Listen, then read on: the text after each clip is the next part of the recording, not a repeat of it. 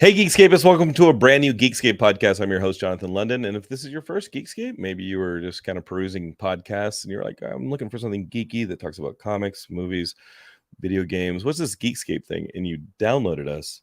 I think you're in the right place. We've been doing this since 2005, 2006. This is Geekscape. And every week I like to sit down with a guest. Maybe they're an actor or a director or they're from the video game world. And I like to talk about their inspirations, like what led them to this life of geek creation and what they got out of it. Maybe they have a brand new release out. Maybe they're fundraising for their next big project. And that's what I do. I've been doing it for 15, 16 years. You all have been along for the ride with me for a lot of that. I want to start off real quick by apologizing for last week's episode, not because the content was bad. I thought that conversation with John Swab was fantastic. I goofed it on my audio. And if you listen to the episode, it's only about 23 minute long episode. It's a short conversation. I had the wrong input selected for my microphone. I was going through the headphones and it was awful. And it wasn't until I was editing and brought the audio in that I realized I had selected the wrong input. There was nobody on the other end listening and making sure that you're hearing this kind of audio, which sounds pretty clear. And John's not a regular. He's a filmmaker who has a brand new movie out. And he didn't know the wiser. He was like, hey, this guy sounds like he's on a phone. Some podcasts have people that sound like they're on phones. I've heard like ESPN and big corporations put out conversations where half the conversation sounds like they're on the phone. I don't want that here. And I apologize that you got that last week. That being said, I loved talking to John about the real film nerdy stuff of selecting lenses and shooting on a 17-day production window with Hollywood stars and stunts and things like that. I love talking to filmmakers. A lot of that, I'll just admit, is me doing my own research, looking at a similarly sized film I might have coming down the pipe and being like, okay, like, what was this filmmaker's approach to that? How did they select their lenses? How did they talk to their crew? How did they work their creative brain around that aggressive production slate, production schedule and budget? So go back and listen to John's episode if you can stomach my audio. I loved having John on the show, and I hope he comes back because he has some awesome movies. I think Candyland's a really cool little crime movie. Another piece of note, this is actually a positive Geekscapist, is my geek world and my jock world ran into each other this past weekend. Some of y'all know this, but I like to run the Hollywood Stairs with my friends on Saturdays. We get a lot of people there. We get 50 to 70 people running the Hollywood Stairs of the Hollywood Bowl here in Hollywood. They're nice enough to let us in there.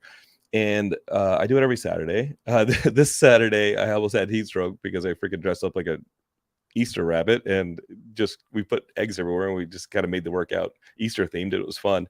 That being said, after the workout, Jeff, who runs it, says, hey, I want you to meet somebody, Jonathan. And I'd seen the guy at the workouts 2 or 3 times, but he's a Geekscape listener. He's a longtime Geekscape listener. He remembers the show from when you used to watch it on video on like a freaking iPhone. And so Juan, Daniel Sanson, you are probably listening to this in Long Beach. And we met this past Saturday in person, but you've been listening to me for years. Juan, episode's out to you, man. This is your episode. I wanted to shout you out because it was really cool to have my jock world and my geek world kind of like meet. And so shout out Swan. Thanks for listening for so long, dude.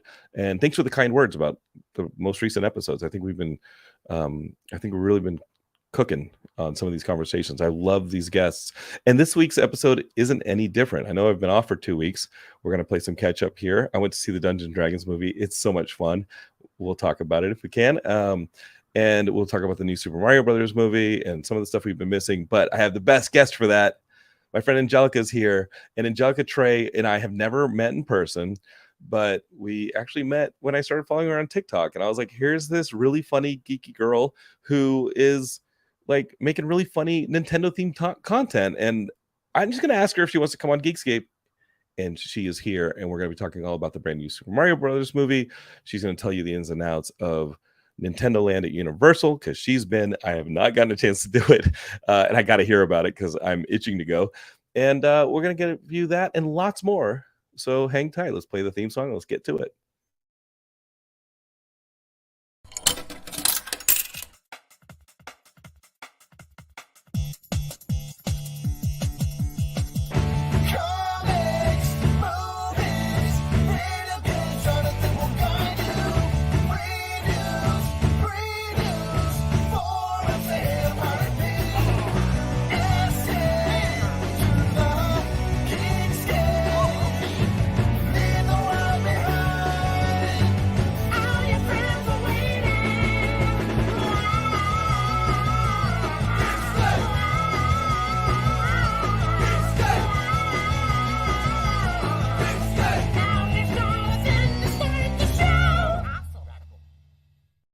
All right, Geekscape. Let's learn some English. Hey, Jonathan, how long you been doing this show, pal? You don't even know how to put words one in front of the other. Let's get to it. So this geek world, it may be super expansive, and now everyone's into the geek thing, and that is so cool. We're not going to be gatekeepers here at Geekscape. Did you see that they posted the new Marvels trailer for the new Marvel movie that's coming out in November with Captain Marvel and Miss Marvel? Yeah, the boys, the neckbeards and the incels are a little upset about that one. I thought the trailer was great. It looks like a lot of fun. We're not going to be gatekeepers here, and so, like I said, I'm sitting there on TikTok, and I am always looking for cool women to come on Geekscape and talk about their perspective in the geek sphere and the Geekscape. And Angelica popped up, and I invited her on, and then I put out the kind of like announcement that I'm going to have Angelica on the show, and our very own Christian Blatt from the Geekscape Book Club, which you can find right here on this podcast network, was like, two of my favorite people talking to each other. And I was like, okay, well, if Christian Blatt knows her, then she's cool in my book. And I think the Blattcast himself is in the comments over there on YouTube saying, as I said on Facebook, one of my favorite people talking to one of my other favorite people. So I will not wait, and let's get one of Christian Blatt's favorite people in here to talk to one of his other favorite people. Hello, fellow favorite person of Christian Blatt. How are you? Hi, other fellow favorite person of Christian Blatt. How do you know Christian? I gotta know that. So I used to, well, I guess still currently, like I recently was on the Blattcast talking about one of the more recent episodes of the season 3 of Picard. And also, we just did like a Strange New Worlds trivia night over in Hollywood the other day, and it was so much fun. Nobody invites me to anything. Christian, Strange New Worlds is my Star Trek show, man. That show kicks. I'm not Heidi's the Trekkie in the household, but I got to tell you, Strange New Worlds. And if I may pause real quick, you may have seen this on social media, Christian, but Heidi had her birthday this past weekend, and we're hanging out.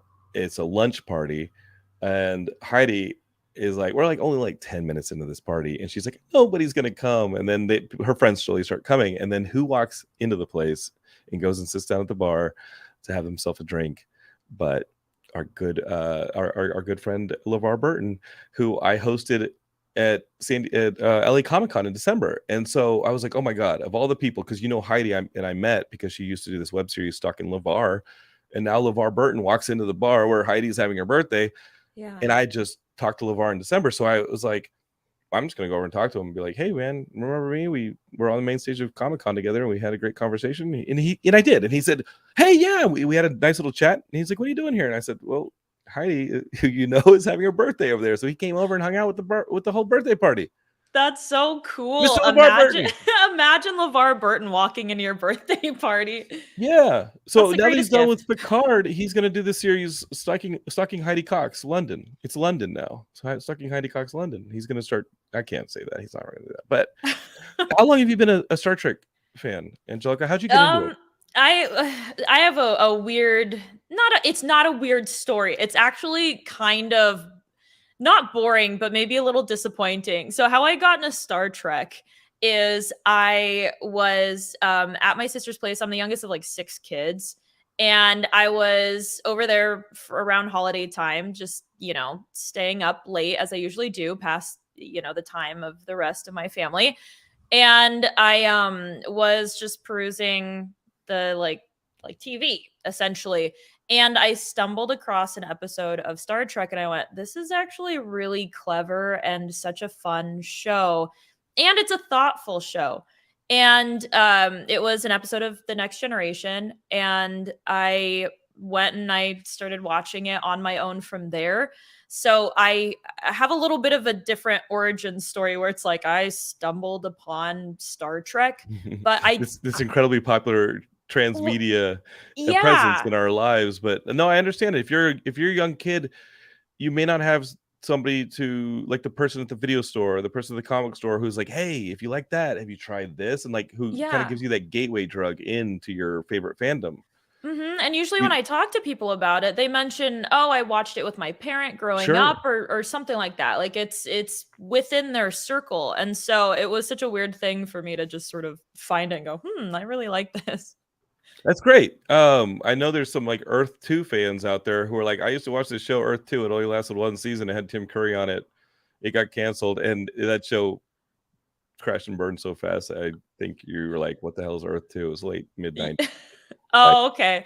but somewhere there's a kid who's like, this is my jam. And then I named this after, I named Geekscape after what some would consider to be a sort of failed sci-fi show, which is Farscape, which ran 4 or 5 seasons on very early Sci-Fi Channel, and was like a Henson Company production. Granted, Farscape's a little bit more popular, but that's my favorite sci-fi series. And you discover it how you discover it. And Yeah. I think while I have it on the show, and something we've had a lot of guys recently on the show, Geekscape, is honestly like, it's who has something to promote, who comes on, and I do try and get diverse voices on here. Angelica, like, what has been your experience with things like gatekeeping, etc.? It's more acceptable to be a geek girl now, or like, what's the story here? Oh, it's way more acceptable now. To be fair, though, I am more embedded within the geek Mm-hmm. space, the geek world. But there's definitely a strange little barrier of entry sometimes. I remember, as someone who was like a fan who stumbled into science fiction, I started getting really interested in sci-fi And how old do you think in you were? And like, yeah, go. probably Sorry. like elementary or middle school. Like I didn't grow up in a particularly like traditionally nerdy family or anything. Like I was the person that was into anime growing up and into science fiction and things like that. But there was a huge surge of dystopian and like apocalyptic movies when I was a kid. And that I think was a common ground in my family. And then from there, I Were your remember parents preppers? no, They're like, not at hey, all. kid, you guys want to watch? You guys want to watch The Road? You guys want No, to go watch? no, it was just like really, I don't know. It was like the popular movies to watch at the time. Mad Max? Everyone loves a good dystopian. Yeah, it's Sure. there's something sexy about watching the world burn, I guess. I don't know. I just want my kids to know we got it good right now, and we don't got to eat the dog. Like, what is Exactly. that? You have a roof over your head. Most families are like, hey, you want to watch a Spielberg movie or maybe some Disney stuff? It's like, hey, kids, you want to watch Mad Max, put a chainsaw through some? Mad Max is good though. You want to see some That's a people good fight stuff. over a gas canister? At least it wasn't Waterworld, and I'm sorry if you do have a preference for Waterworld. Andy Rattinger, who's my editor and close friend, and we went to Uh-huh. grad school together, and he's like a brother to me. He Uh-huh. fucking loves Waterworld, and I haven't Okay. rewatched that shit since the theater. And like, Yeah. he these friends who love this movie, and Uh-huh. it's a movie that maybe like Waterworld that just got panned, and maybe you sat through it and you're like, didn't do anything. Not only did it not do anything for me, like I wasn't into it, and Yeah. you go like years forgetting that this movie exists, and then you have that friend who it's their favorite movie, and that's Andy with Waterworld, and then Yeah. they threaten you, and they're like, you need to sit and watch the director's cut with me. Oh I'm like, motherfucker, what is this shit? Like, you're Kathy no. Bates in Misery at that point, where it's like, listen, the next time you have, I know what you think, man. I know you saw it in the theaters. The next time you have 7 hours, you got to watch the Waterworld director's cut with me. Next time, no. listen, bro, trust me. It's an overlooked masterpiece, but the next time you have 9 days, you need to do a deep dive on the Waterworld. No. I'm like, no, it's not gonna happen. I'm sorry. I'm so sorry. I can't. Yeah. No. Oh, so you haven't done it yet. That's oh shit. Jim Pelgrinelli You're in New gonna York. be He's like, don't knock Waterworld, man. The pee drinking manfish kicked ass. I think you, Jim. I think you know Andy. He went to Columbia with us. Like, Andy fucking loves Waterworld, and he's like, hey, let me know when you have. I mean, it's almost like, no offense, Andy, but it's almost like you're insulting me when you're like, hey man, if you have a free night, like come over and watch Waterworld for 4 hours. I'm like, what? What do you think? What? 4 hours? What? hey man, next time you think you might be on your deathbed regretting your life's choices, I'm going to put a 4-hour Waterworld in the mix. And then when you look back, you'd be like, well, at least I had that night I watched Waterworld for 4 hours. No, I'm being mean. Andy, hit me up. Just for that shit, we're watching Waterworld. We're making enemies today. I No, thought we just were for gonna that bring shit. the geeks together, and instead Yeah. we're just making it more Well, let's divisive talk than about ever. gatekeeping. I liked Waterworld. I liked Waterworld, and this motherfucker made fun of me for it. This entire podcast is just anti-Waterworld today. Let me tell you what, fans are assholes, Angelica. Oh my god, I didn't even know there was a director's cut. Is there like an extended Totally. version? And oh my gosh. Totally. No. Totally. Yeah, our good friends at Analog Jones, another Geekscape podcast, they stand behind Waterworld. Well, don't get splashed by Kevin Costner's pee drink, because that's all I remember from that movie. Angelica, okay, so your parents were preppers who were preparing for a post-apocalyptic existence. And no, this was okay. So this was my gateway, my path into getting into like science fiction and the geek space. So there was a lot of these apocalyptic films and dystopian films growing up. And I remember on what, Mars? What do you mean? Wait, what? Okay, sorry. List some of the movies. Like Armageddon. Okay. Armageddon. Okay. There's like you said, there was the road. The Earth got saved in Armageddon. That wasn't dystopian. That wasn't post-apocalyptic. The apocalypse literally got avoided in Armageddon. It was anti-apocalypse. Well, it's apocalyptic. Okay, that's the theme. Well, Independence Day. Let's put it to Independence Day. Independence Day. Yeah, end of humanity movies. What about is it Sunshine? I might be thinking the one with Chris Evans. No, wait, The Core as well. Oh, The Core's tight. Is that the one where it floods? Like there's a huge tsunami as well. The Core has Aaron Eckhart and sorry, Next Karate Kid, Oscar winner. And they have to go into the core and restart it. Core of the Earth. They have to reboot the core of the Earth. That sounds tight. And then you have Event Horizon. Oh yeah. Event Horizon's in there. Not very kid friendly. No, but I think you're onto something. I think that like the late 90s had this whole slew of movies that were shot between a $20-80 million budget that were these event movies. Exactly. And like Armageddon is on the high end of it. And then at the low end, you still have these kind of cool movies, and they are fun. Right. Like Event Horizon is dumb fun, and it's cool. In Deep Rising, I'm gonna go with Deep Rising. That's not a post-apocalyptic movie, but it is a giant tentacle movie. Monster. You just reminded me. There's Deep. Is it Deep Impact? I think Deep Impact is straight up an apocalyptic Armageddon type movie. That was a good one. So you're into that, but at what point do you get into like video games? Because I met you online, at least, because on the TikToks you're all about the Nintendo stuff, and I have a soft spot in my heart for anything Nintendo. So I was like, she's funny, she's into Nintendo, cool. That gets a follow. And we should shout out your TikTok as well. What's your TikTok handle? My TikTok is Trae, because Angelica is too much for people. Okay. So it's just AYYTRAE. Like, hey. Hey. But when did you get into video games? Because I think that's the stuff that put you on the path to being on Geekscape. Right. Okay. Maybe you didn't want to be on that path anymore. Screw this path. I give up gaming. How do I get off this ride? No, so yeah, there's that separate side of just things that led me into science fiction and a lot of the broader geek space in that sense.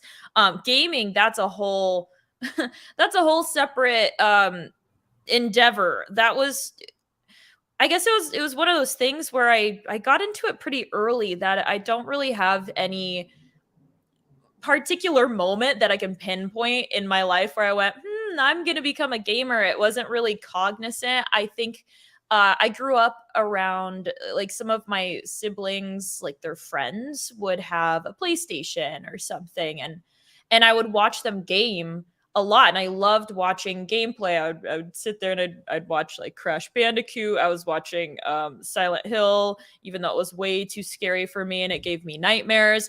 And then eventually I got my own GameCube, I got my own Game Boy Color, and then a Game Boy Advance.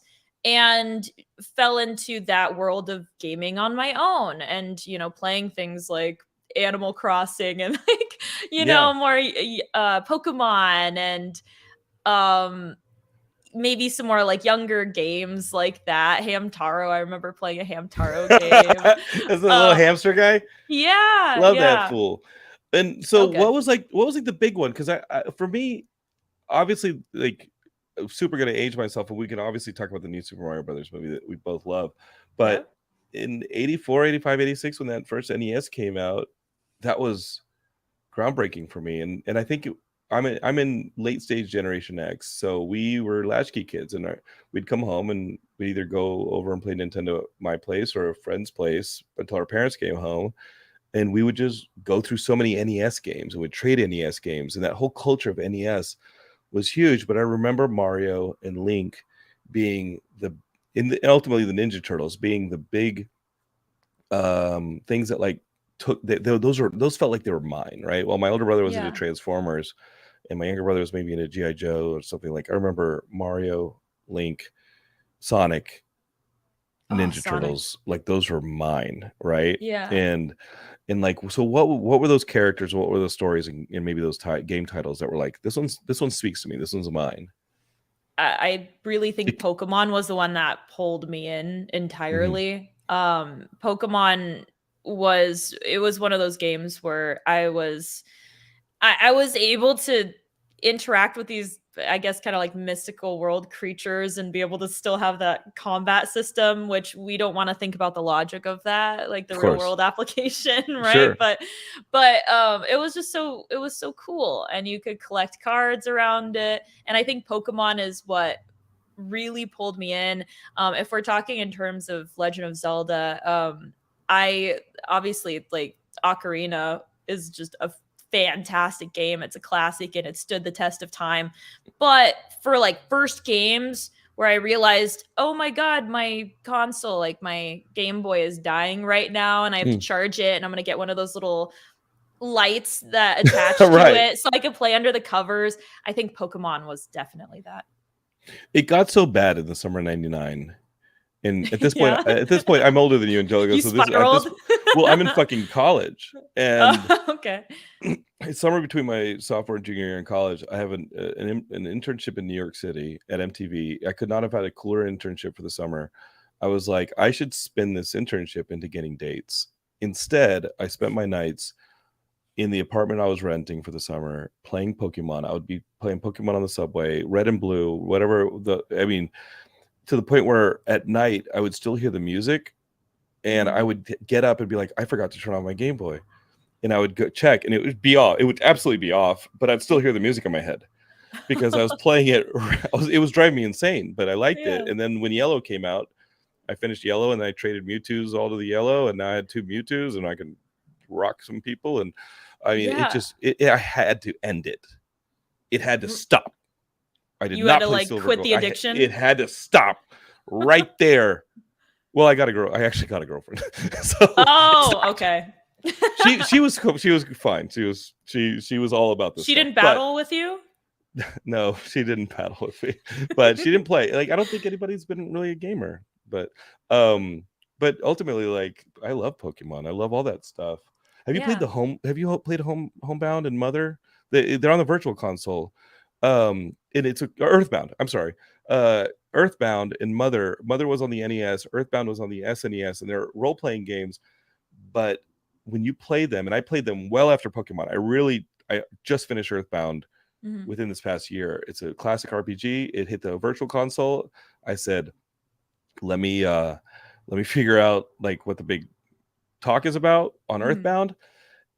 It's the mechanics of Pokemon, at least the RPG elements of it. It doesn't have the battling, but everything from having a bike in the city and some of the and the different menu. Basically, the whole thing's Pokemon is like built on the Earthbound engine, and it Oh, all okay. started making sense. I was like, oh my Mhm. god, this was the thing that led to Pokemon. Yeah. Christopher Robinson is like Jonathan was freebasing Pokemon on the subway. Yeah, it was bad, bro. It was bad. Wait, you're in like a New York subway for this, or which subway is Yeah, this? I was in New York City. You're able to play Pokemon And on the New York subway. people would be like, "Hey, Jonathan, like, we're working at MTV. Like, I'm 20. I'm 20 years old at that point. And people are like, "Hey, we're all gonna go out afterwards. Work? You want to hang out?" And I'd be like, "Nah, I got stuff to do. Oh no. I gotta fucking smash this gym. Yeah. I gotta make sure fucking Brock eats some fists." Look, it's priorities. Also, you could have. Sorry about the siren people. Matt Kelly just added another podcast to the network. There you go. Sorry. Yeah, priorities, schmorities. Hey, you could have just snuck it into the bathroom, you know. Best of both worlds is if you go to the event, you go to the whatever happy hour or whatever Jonathan, it is. You're 20 Jonathan, years old. you're in there a long time. I'm playing with myself. Jonathan, what are you doing in there? I'm sitting there going, exactly. Yeah, they won't question that. I can do that stuff all by myself. I don't. Just go do your gym fight, your gym battle, and then pop it's back highly out effective. I'm like, yeah. No. Exactly. No. Now, what I want to know is, you said Earthbound, right? Yeah. Did Earthbound, it had the bicycle mechanic, but did it have it where if you took one wrong turn and you like popped over a ledge, could you not go back up? Because I remember that being so painful when I played Pokemon. I never discovered that one. I never actually discovered what you just talked about in the original Pokemon games. Like, what? I guess I was just good. You know what I mean? That could have been like Ruby Sapphire era, but I remember you get on a bike. I was long gone by then. Oh, okay. You go over a ledge. Like, no. Yeah. There's ledges and there's layers to certain maps in the game. And if you go down a ledge, you can't go back up and you have to go all the way back around. But if you get close to the ledge, it's just boop. It's just point of no return. Have fun. Yeah, exactly. 20 minutes. Yeah, and then you have to bike through the grass and get attacked by Caterpies. Yeah, Gold and Silver was kind of where I said, okay, dude, like, you got a year or two left of college. Let's start. Yeah. Actually, I'll tell you the truth, Geekscape, is I got into filmmaking. That's around the time I started getting a camera and getting into filmmaking. And then I was like, but was I still playing? Yeah, like summer 2000 was the summer I beat Ocarina. It's a little late for most people, but we had a crappy apartment up here in Northridge that we rented for the summer so we could get internships in Los Angeles. I was dating somebody in Los Angeles who was going to school with me, and we had an N64, and that was when I beat Ocarina, and I loved it. And we still did Pokemon Stadium and all that stuff.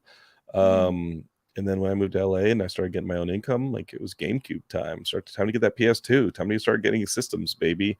And now you're a full-fledged addict. Do you still have the GameCube though? Yeah. Nice. It's a purple one. I mean, in my wedding, I came out to the Wind Waker music. Oh, nice. My wedding entrance was to the Wind Waker music. Yeah. When you revealed the ring for like proposing, was it inside of the GameCube and you clicked the little open button? It was in a ring box I found it was in a ring box that I'd found. It was really nice, a little ring box that I held on to for about a year. But you Geekscapists know this. It was on the main stage of LA Comic-Con with my good man Giancarlo Esposito from Mandalorian and Breaking Bad. And so cool. He held the ring for me, and as I said on the Shazam 2 special, it was supposed to be Zach Levi, but Zach wanted to do his own deal on stage, and it's all good, and I love him. Zach's a good guy. But I couldn't tell him, like, no, you have to let me moderate the panel. I'm supposed to propose, because I didn't tell anybody until 5 minutes before I went on stage, because I didn't want them shutting it down. Yeah. So, I don't know. So Angelica, talk to me about this Mario movie. I loved it, but I'd seen it. I have a little side gig at Universal. I don't really talk about the movies while they're in development, but I'd seen the movie months ago, and I loved the Mario movie for months. Seeing it finished, loved it even more. The music is finished. The music is incredible, Geekscapists. These are the best versions of the Mario songs, and they run the entire history. And then I thought that the final renderings on the animation, on the characters, they looked like claymation toys, so much more so than just your typical 3D animation stuff. They were beautiful. Yeah, no, 100%. I agree. You know, when most people talk about the Mario movie, they're talking about things like the initial reviews, or, you know, maybe the potential audience, like, oh, I could bring my kid to that, or whatever they think like the demographic is supposed to be. But the fact of the matter is, not only was the voice acting amazing for this, you know, I think the only person I could really place was maybe Seth Rogen, right? Of course, yeah, when he goes doing his laugh. Yeah. Yeah. So I can't do the laugh, but I so badly wish I could. But everyone was so good. I think there maybe was a point where I was going, was that Fred Armisen? That was Fred Armisen, right? Yeah. But beyond that, the animation is beautiful, and I knew that it was going to be great from just watching those initial trailers. I was like, wow, the animation just looks next level for this. It looks slightly real, but also they're staying true to the the character style, like the actual style of these characters, while still maintaining this very realistic textures and shine, and like you said, even just the sound design was also great behind this, and the soundtrack. And I'm pretty sure Jack Black, that one song Peaches, Yeah. isn't that nominated for something now? I'm I not think it's sure, nominated. but uh Heidi is not as big of a Mario. I mean, at the end of the movie, I was just a kid in a candy store, Oh, and I yeah. loved seeing this film again. I loved seeing it finished, and I think the textures are unique to this movie. I haven't seen the Mhm. textures like treated like this in animation.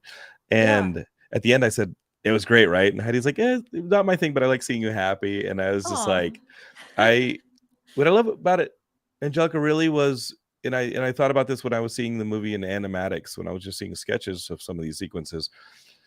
The love was there, Yeah. and Geekscapists who love Mario and of any age, and I'm in my early 40s, and I have loved Mario my entire life, and I think that there are things in there for you. And as a Nintendo fan in general, you're going to look for Easter eggs for things like Balloon Fight.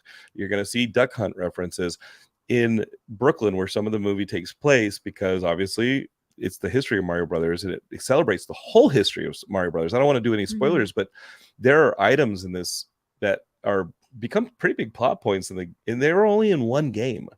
And it's like, wow, that power up was only in one game, and they shattered it out and they used it as a really fun plot point. But at one point, there are printed posters like faded on the side of like a building in Brooklyn, and it's the old cards that celebrate the fact that Nintendo started in the late 1800s as a card company that Right. created playing cards. And you see that stuff. And so just the attention to detail and the love, not just for the Mario franchise, but throughout, when there's a scene involving Donkey Kong where you hear the Donkey Kong country music done orchestrally on a beautiful, like the music swells, or it just kind of swings the way that the music swings in Donkey Kong Country, and you're like, they nailed it. They nailed Yeah. every part of this movie as a celebration of the history of not just Mario, but Nintendo, especially the NES era. And let's see where it goes from there. And the movie made $1 kajillion. It's a huge success, and I cannot wait for another film taking place, and maybe opening it up to let's seeing some of these other Mario titles that coming out, or not just Mario titles, Nintendo titles. The performances were good. I mean, what else would you even add to it, Geekscape? Because this conversation about Mario is just going to be a giant love fest. Yeah, I mean, that movie was packed full of just little Easter eggs, because I even remember I was sitting there with my friend and in the theater, and I felt so bad because there was a few points where I was like, oh, that's Jumpman, and that's like the totally original. Yeah, like that's from the Beer Tapper game. And then the Wrecking Crew reference it's just like, Jonathan, Heidi's just like, let me enjoy the movie. I was the have you seen the meme of the guy talking into the girl's ear at like the party? Yeah, like the mansplaining thing at the baseball game where he's like, listen, babe. Yeah. That's me to my friend, and I felt so bad, but I was like, that's that thing, and then I try to tone it down a bit. But even just what you touched on with the music, there's little moments too where they'll do little, oh my god, my guitar brain just is coming riffs, in, but little riffs. Yeah, exactly. They'll do little riffs that are callbacks to just even like certain moments, maybe a water based fight, when Mario's looking at a certain character, in like one of the cities. And you have a lot of just really cool moments like that where it does sort of take you back, and it brings you that nostalgia, and it like delights you, it's just such corny terminology there, but I was giggling through the whole movie. It celebrates the entire history of Geekscape, is from 2D to 3D. Yeah. And from 8-bit to Mario Galaxy to Odyssey, I just Yeah. thought it did a great job on everything. What's it Mhm. like going to Nintendo Land at Universal? Because you did that. Oh, Nintendo Land is amazing. So I was there, I think it was like the final day before they opened it up to public. And like a lot of the food that I tried was delicious. The drinks, they had this really good, oh God, what do I call it? It's kind of like a float drink that they had too. And the Meth. straw You're oh, looking for there the you go. word Yeah. meth. Thank you. Yeah, that's exactly what I wanted to say. But I just didn't know if Nintendo had, okayed that one. That was my covert way of saying it. But they had that there and it was wonderful. And then they also had the power up bands. I can grab mine right now and show you, but there's tons of little games around and you can essentially use this band to get not necessarily like you could get points basically and Okay. compete with other people in the park. They had a Mario Kart ride that was really cool, but I think the best for me, the best part of the park was the design, like the thing was just beautiful. I felt like I was in one of the Mario Mushroom games. Kingdoms, yeah. Yeah, And like I so was in it. the band, it's $40, but who cares? I'll pay it. It also works as an amiibo, correct? Yeah, I believe so. I mostly was That's what just I read. competing with my friend when I was there, but you have Sure. to do it through the app and everything, and we are just Okay. playing a lot of the games against each other. Okay, so it's not necessarily like the Wizarding World of Harry Potter wands where that activate certain things in the park. It works like that, but there's Mhm. also a digital component with a downloadable app where you Yeah. can track your scores not just with your immediate friends you connect with, I guess, through the app, but all the park goers, and you can kind of see like for this day, month, week, whatever, who's been able to score the most at these different installations.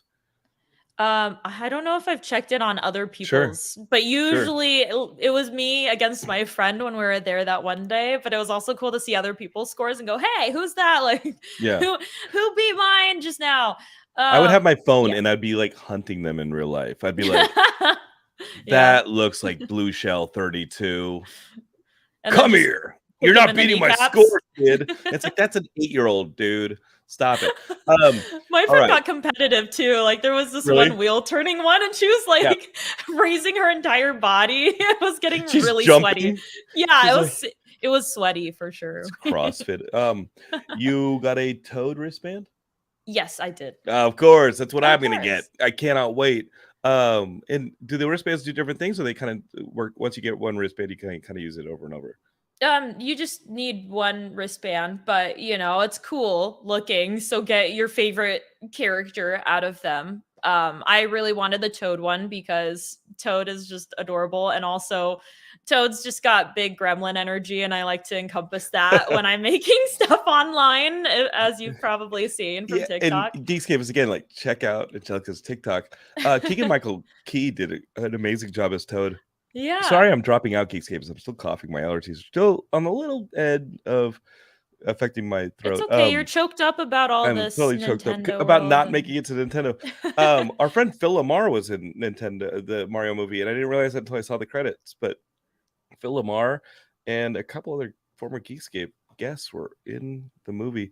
All right, Geekscape. So Super Mario World, Super Mario Land at Universal, worth the trip. Are you asking me or Yeah, telling me? that's like the final word. Worth the trip.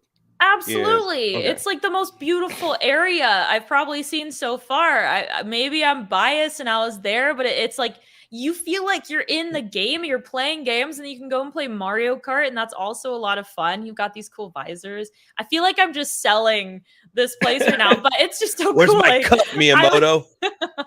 exactly. Where's my damn cut? Give me a little cut of that. My wife is watching. She says, "Are you okay? I keep hearing you coughing."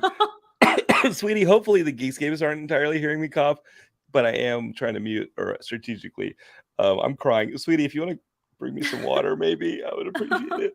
I'm Are you dying. crying because of Well, here's the other thing, Heidi, since you're listening. Okay. Every time I try and find a date to get a Universal, you say you're working or have a conflict. So I have not been able to go to the Universal Park to go. So You just got to send a calendar invite. either you pick a date or I'm bringing a different date. You got me? No, I can't make that joke. That's Send stupid. like a Google Doc or a calendar invite, and then just check like which one is the best time for 3 you. years. What works for you? I want to Yeah. go in the morning. Like I said earlier, I do have a bit of a gig with Universal Films, and I want to go in the morning, and I want to just stay there all day and maybe hide in the park overnight and live there.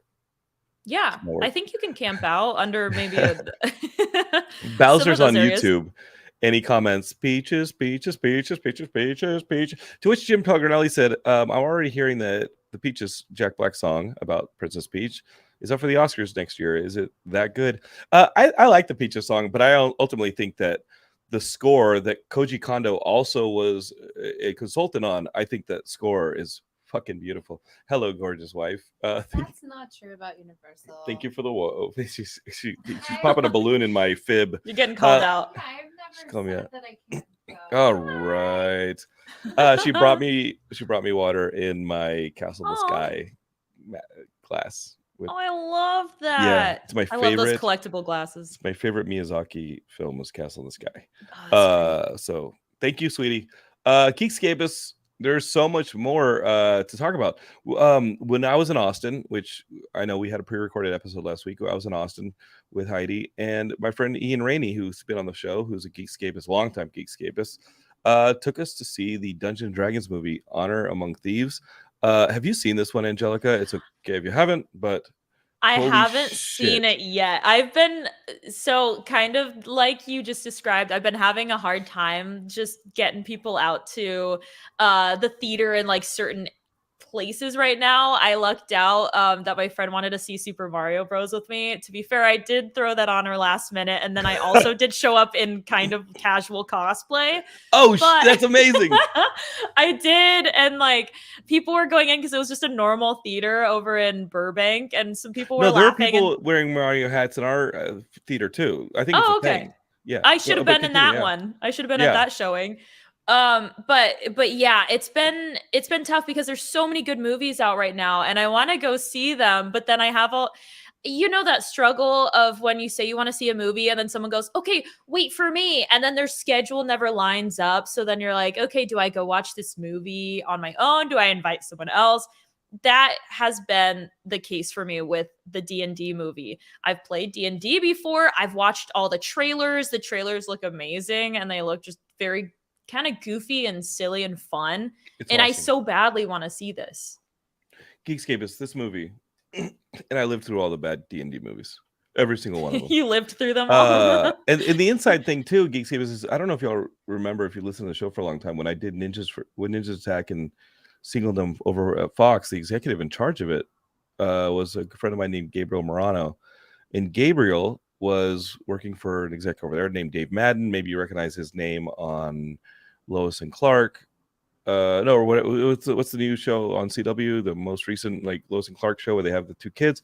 And Dave's awesome, but Gabriel was the person I was working for. Gabe's a friend. And then Gabe finally ended up over at E1 as the VP of development. And that put him in charge of the Hasbro stuff and D&D, most importantly. And I won't talk about the overall plan that we've discussed for D&D. I'm not part of that. I had a meeting with Gabriel, I think in November, just basically to touch base, see like what the story is over there, because Hasbro has all those what I call the boys' toys lines, like Transformers and G.I. Joe, and beyond that, you've got Mask and ROM Space Knight and all the Micronauts. And so I was just basically having like a general meeting with Gabriel, and we started talking about D&D, and he said, and I think I can disclose this because the movie's out, but he said, when we think about, and I think he said this in potentially in interviews, but he says, when I think about D&D, right, and I think about how it's been treated in film and TV, it doesn't feel like D&D. And when you think about how fantasy's been treated now that it's super popular post Lord of the Rings, Game of Thrones has a very serious tone. Rings of Power has a very serious tone. Fantasy on TV and in film has a very serious tone now post Lord of the Rings. I don't think Dungeons & Dragons should compete with that, because when you get together with your friends to play Dungeons & Dragons, it's not serious. It's fun. It's crazy. It's wild. And Gabriel distinctly said, that's how you feel when you see Guardians of the Galaxy or some of these more fun movies that are a little weirder, a little more fun, a little more smart-assed. And that's the kind of fun hanging out with your friends, your jerk friends, playing D&D tone that he wanted to bring to he and everybody who's involved wanted to bring to the Dungeons and Dragons stuff moving forward. And they nailed it with Honor Among Thieves. I thought this movie was so much fun, and as someone who's played D&D off and on since middle school and is familiar with some of the most like insane creatures and parts of it, like you're going to get references to pretty famous locations in the D&D world. You're going to see monsters that you're like, whoa, they worked that monster into this movie. And it's not just like a shout out. Like one thing that they're critiquing the Mario movie on is like, oh, it's a bunch of Easter eggs. I think the Mario movie, yes, it has Easter eggs. I think some of those things that are deep cuts are actually used as plot points in the Mario movie. Mm-hmm. And I don't want to spoil it for you, but it's actually big. Here in Dungeons & Dragons Honor Among Thieves, not only are those like really deep cuts in the movie, they're major plot points in some of these action sequences, because using this monster and its unique abilities to get through this next situation is a huge part of it. And it's creative, it's fun, it has that kind of Guardians of the Galaxy kind of smart-ass band of kind of. Oh, it's great. And it's so much fun. I had a blast with Honor Among Thieves, and I cannot wait for them to make more movies, TV shows, everything they've announced. And I hope they do it across the entire line, from Dragonlance to Forgotten Realms to Ravenloft to everything. I want to see all of Dungeons and Dragons treated this tonally accurate. And I think that's the best thing about this. It's tonally accurate. It's not too serious. It feels like you're playing D&D, sitting for 2 hours in this movie. I can't wait to watch this again. You're coming with us. My friend Jason Inman. Jason Inman hasn't seen the movie yet. And I said, did you end up watching D&D? He asked me to see it. I was in Austin. He hasn't seen it yet. You're in. You're coming with us. I can't wait to see Honor Among Thieves again. I loved it. Let's go. And Chris Robinson goes, is it better than the 2000 version? I mean, that one had Jeremy Irons and a Wayne's brother in it, so maybe, yes, it is. It's better than the Thora Birch 2000 version. I'm sorry, Thora and Jeremy Irons and Sean Wayans, was it? But this movie's fantastic. I had so much fun, and don't let people spoil it. I loved it. Okay, it's so much as fun someone going to who the can't movies. spoil it, just what you talked about too is I haven't been playing D&D super consistently since middle school like you, but even then, in my limited few campaigns and one shots that I've done, there were moments in the trailer, right? I haven't seen it yet. I want to see it. But there's moments in the trailer too where I went, hey, I died by one of those gelatinous cubes. In the trailer, when the owlbear busted out in that early trailer, I said, owlbear's in this. They fucking nailed it. You gotta see it. That's all I gotta know. All I know is that they threw the owlbear monster in this movie. I'm in. They nailed it. And then I saw one of those cleaning cubes and went, oh, one of those killed me in one of my campaigns because I had a dumb bard character that wasn't very intelligent, and I was like, I died in one of those. Well, that's what Chris Pine plays in this one. He plays a bard, and Michelle Rodriguez is great, and it's a fun movie, and it's really, really, really. It really just nails that tone. I think Gabriel and everyone over at E1 and Hasbro, and I think they killed it. And I'll tell you, the executive producer, one of the main producers on it, is Jeremy Latham, who I met very early in my time here in LA.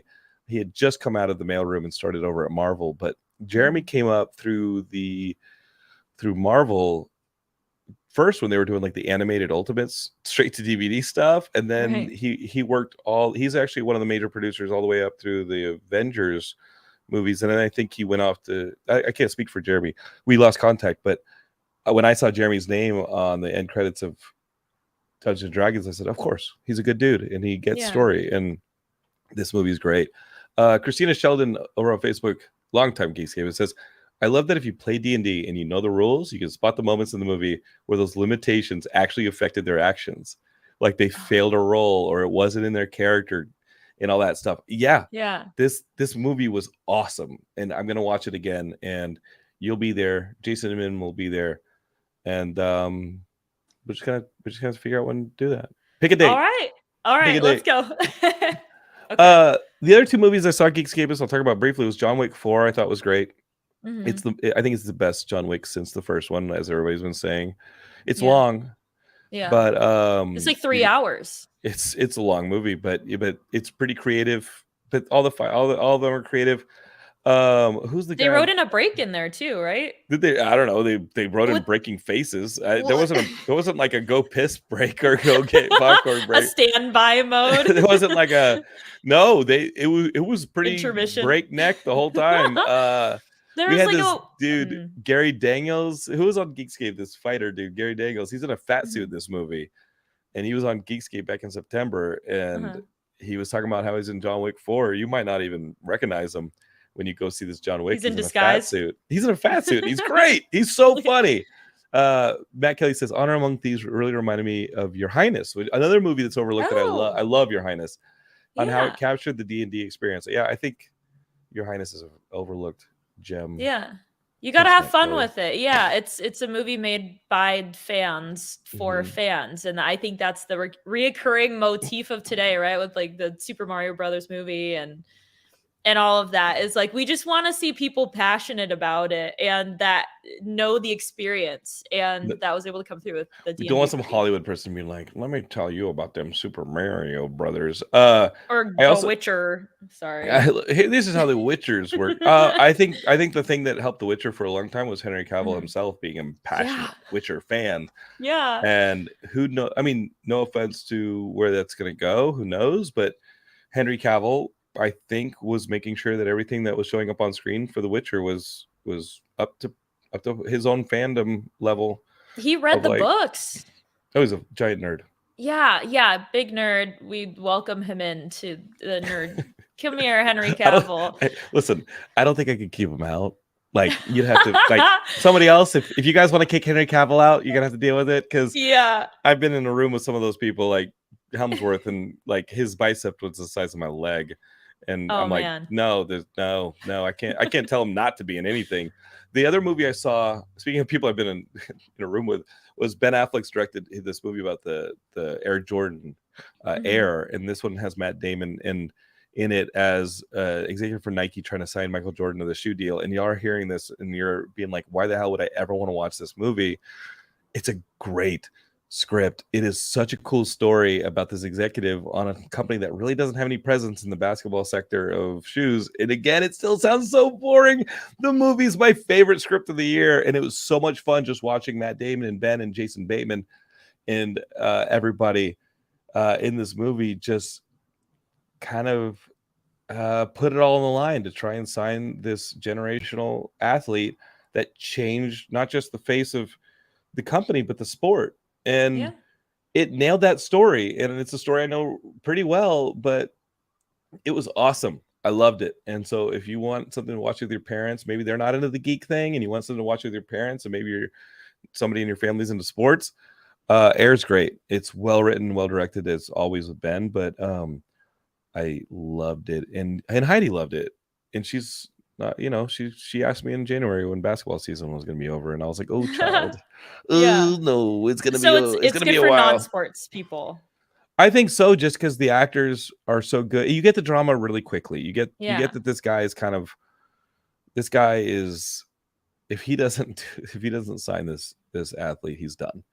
And Okay. if in the company, as far as the basketball line goes, is done. I think Nike was dominant in track and field because that's what Phil Knight started out with, and he came out of the track thing. But honestly, we know now what basketball shoes became. But it's insane. It was a really awesome movie.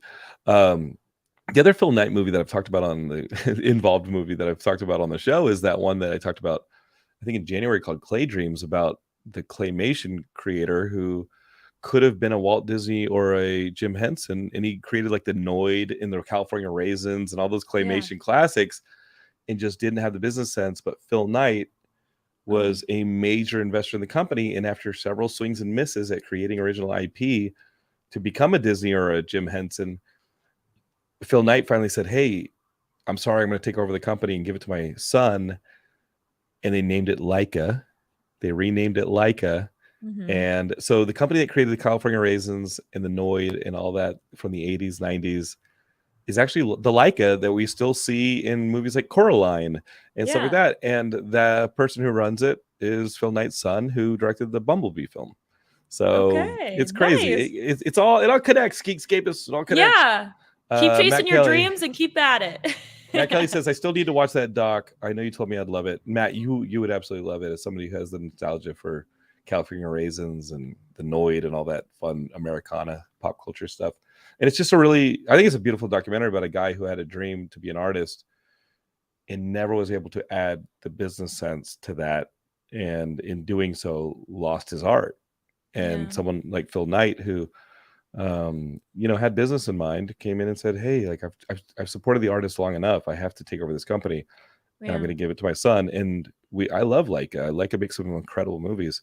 Mhm. And it's great. It's sad how it came about. Matt's going to start a claymation podcast now for the Geekscape network. Hey, Matt, in the comments, Nice. since I got your ear, how many podcasts do we have on the network? I saw that 2 others got added to our feed and all that. And is there a place for Angelica on the Geekscape network? She can have a podcast whenever she wants. I think she's been awesome. Can I be claymation the whole time? Can I just yeah. Hey Matt, what's the budget for that? And the timetable for that? What's the story on the claymation going together? I don't know if claymation is gonna be that great on an audio medium, but maybe. Yeah, okay. Hey, maybe they could, there's a niche there. Okay. Can you hear the clay? It's like listen to an ASMR. Yeah, the clay? just clay noises. Yeah. Hey, Geekscapists, we can do this. Angelica, we can do this. Hey, Geekscapists, Hey. you're now exiting. We were at like 25 shows on the network. Okay, so Geekscapists, if you're gonna close your eyes, maybe don't do this if you're listening while you're driving. Imagine the most beautiful claymation landscape, and these claymation animals of your choice enter, and they're moving. And then another one just joins. That's you, Angelica. You have to make claymation sounds. What does clay sound like? It like slaps together, right? It's like Yeah, it's slappy, it's tappy, it's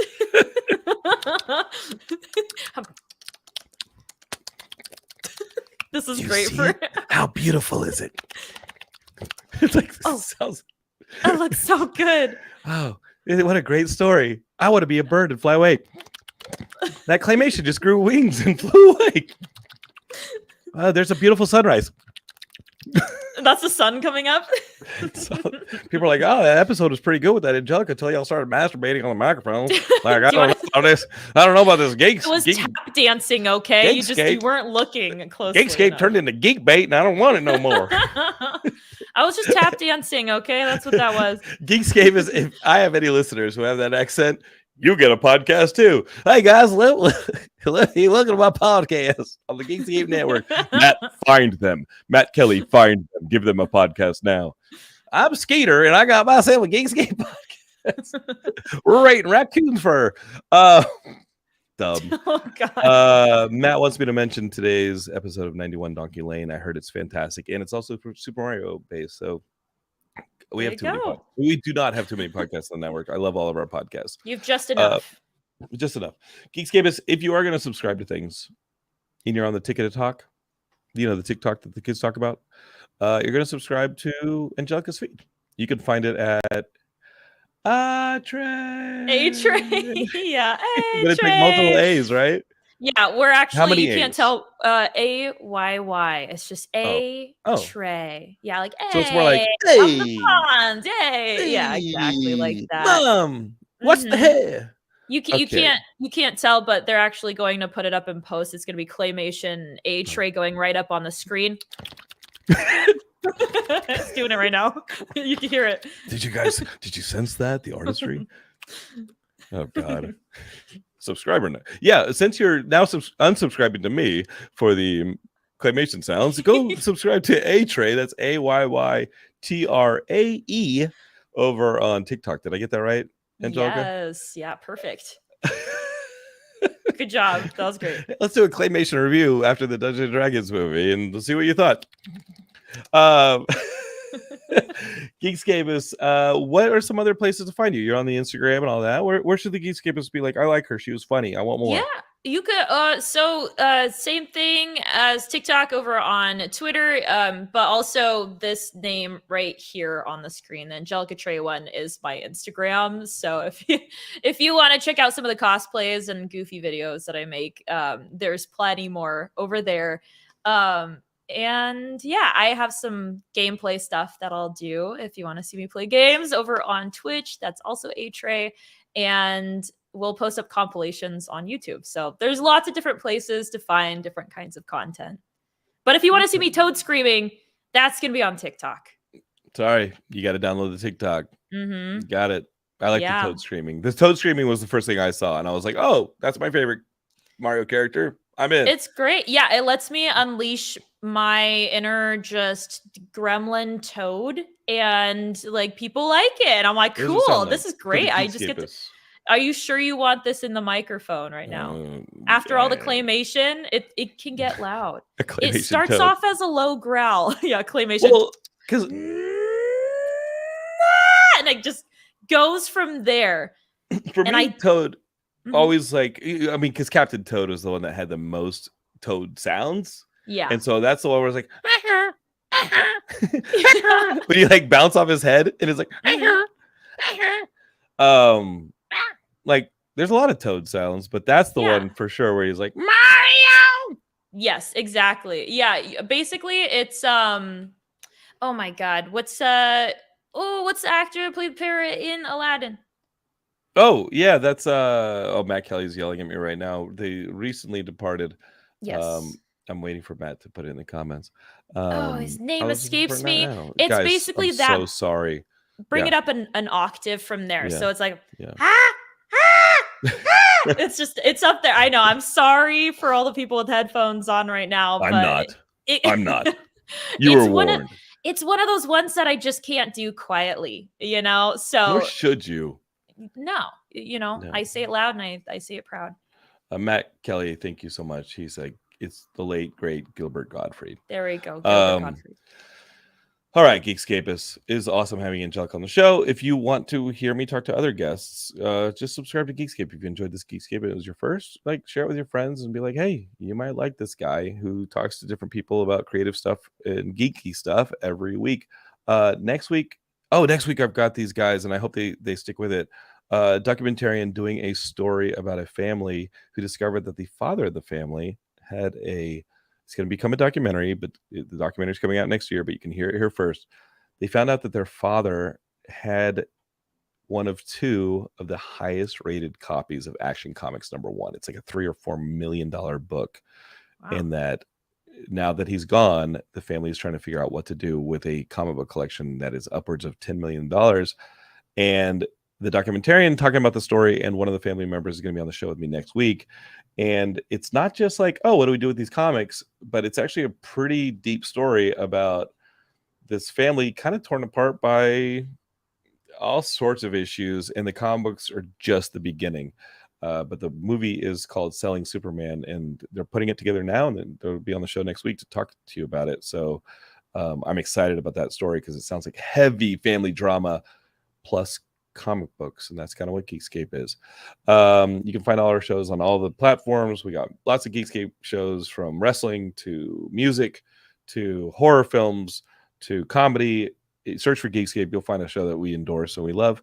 And Angelica, we're gonna go see the Dungeons & Dragons movie, and we're gonna watch some more TikToks. All right, sounds good. Thanks. Geekscape, we'll talk to you next week. Peace. Give us a toad to get us out of here. Bye. Oh, me? Wait, Toad saying bye. Oh, there's claymation.